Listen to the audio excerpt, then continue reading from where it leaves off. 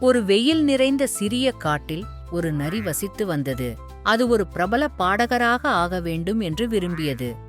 ஆனால் அதில் ஒரு சிறிய பிரச்சனை இருந்தது.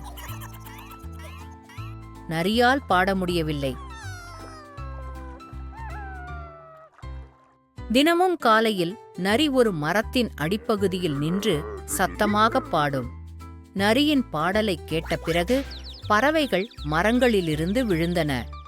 அணில்கள் தங்கள் உணவை கீழே போட்டன. ஒரு கரடி தன் காதுகளை கூட மூடிக்கொண்டது. ஒரு நாள் பண்ணையில் சேவல் அழகாக பாடுவதை நரி கேட்டது. கொக்கரக்கோ கொக்கரக்கோ. விலங்குகள் மகிழ்ச்சியடைந்து கைத்தட்டின. நரிக்கு பொறாமை வந்தது. நரி கத்தியது. நான் சேவல் வேடமிட்டு பண்ணையில் நடக்கும் நிகழ்ச்சியில் பதுங்கிச் செல்வேன் என்றது. நரி சிவப்பு இறகுகளைக் கொண்டு சேவலைப் போல் வேடம் அணிந்து கொட்டகைக்குள் நுழைந்தது.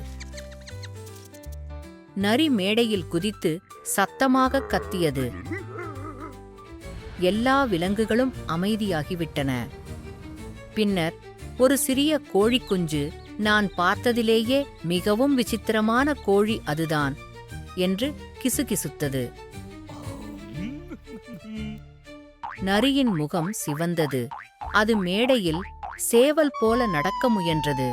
ஆனால் ஒரு வாழைப்பழத்தோல் வழுக்கி வைக்கோல் மேல் விழுந்தது. எல்லா விலங்குகளும் சத்தமாக சிரிக்க ஆரம்பித்தது. நரியும் கூட சிரித்தது. அந்த நாளுக்குப் பிறகு நரி காட்டில் அற்புதமான கதைகளை சொல்பவராக மாறியது. மற்றும் நரி பிரபலமானது. நரி கற்றுக்கொண்டது, நீங்கள் நீங்களாகவே இருங்கள், அதுவே உங்களை சிறப்பானவராக மாற்றிவிடும்.